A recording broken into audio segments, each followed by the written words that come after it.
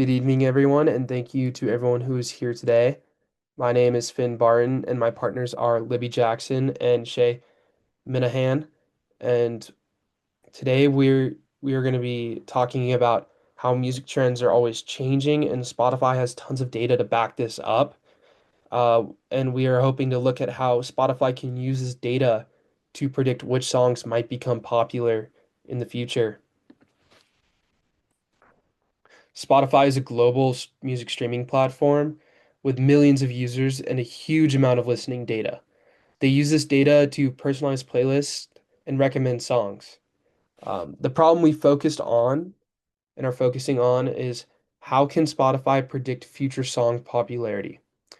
And if they can do that, they can then recommend better music, they could promote better artists, and they could keep users more engaged in Spotify. For our process, we followed the crisp DM model. First, we worked with business understanding, predicting future song popularity. Then the data understanding. We looked into the patterns of genres, artist categories, countries, and platform type. In the data prep, we cleaned the data, fixed the missing values, encoded categories, and made a train test split. For modeling, we tested linear regression, KNN, and decision trees. And then we evaluated them using MSE, RMSE, and R squared to see which performed the best. And our data set came from Kaggle, including key fields like genres, artist names, country, platform type, and number of total streams.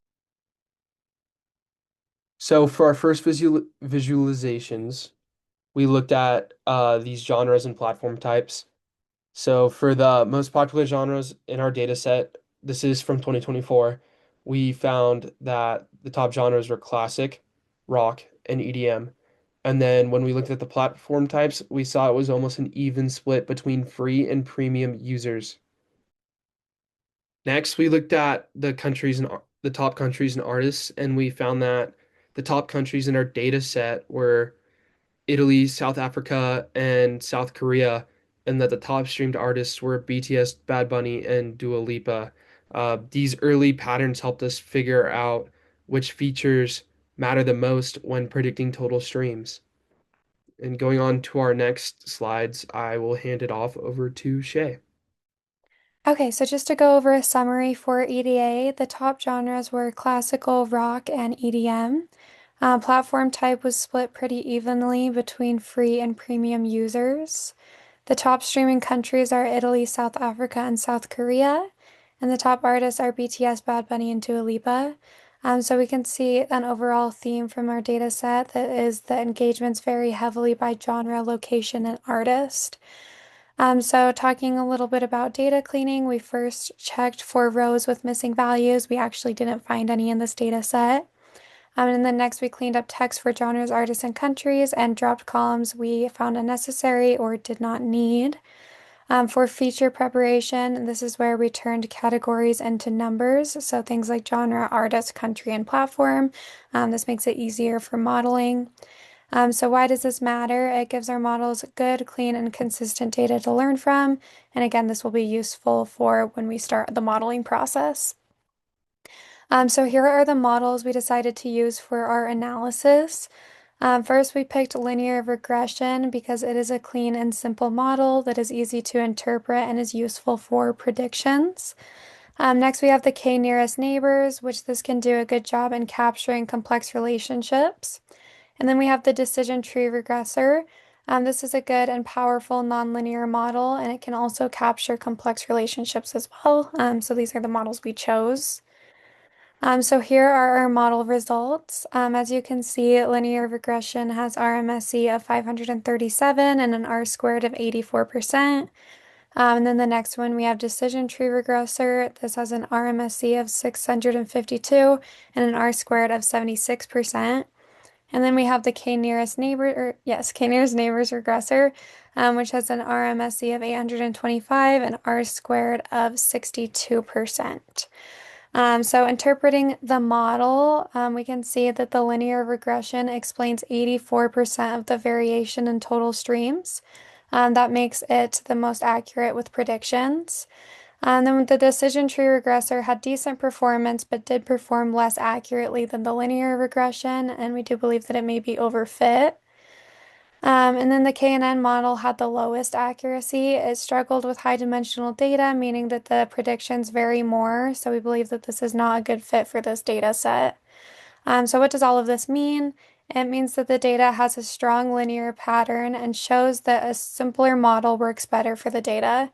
There is a linear relationship between the amount of streams and features like genre, artist, and country. Now moving on, we will hear about recommendations. All right, so for our recommendations, we recommend that Spotify prioritizes their key features. So focus on monthly listeners, hours streamed, and 30-day streams to predict popularity. We suggest promoting high-performing genres and artists. This will boost visibility for strong genres such as pop and classical music, and top artists such as BTS and Ed Sheeran. Um, Use platform insights, so compare free versus premium performance to kind of refine the targeting and promotions. Tailor to regions, adjust strategies based on country specific streaming trends. And lastly, we recommend that Spotify uses linear regression baselines. This will create a reliable, interpretable model for predicting total streams.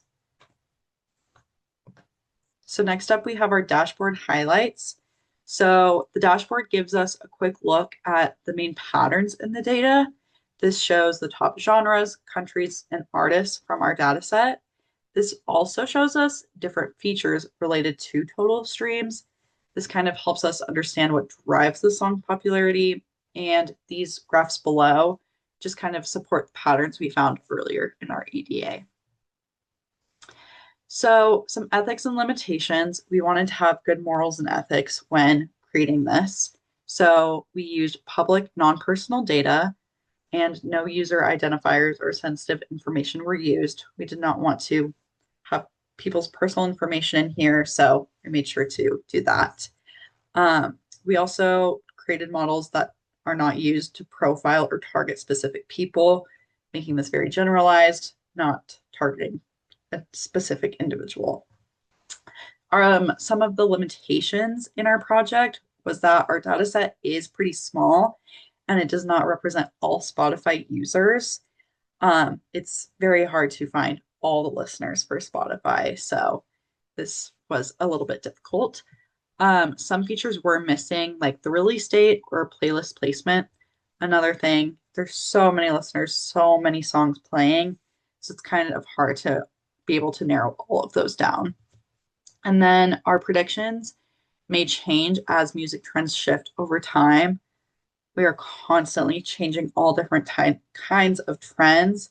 So predicting what's happening now may not be true to what happens in the near future. And lastly, our conclusion. So our goal was to predict future song popularity using past streaming data. Linear regression ended up giving us the strongest and most consistent results. The features that mattered the most were genre, artists, and country. These insights can help Spotify promote music more effectively and improve recommendations based on predicted popularity. And here are our references. And that is the end of our presentation. Thank you so much for listening and have a great day.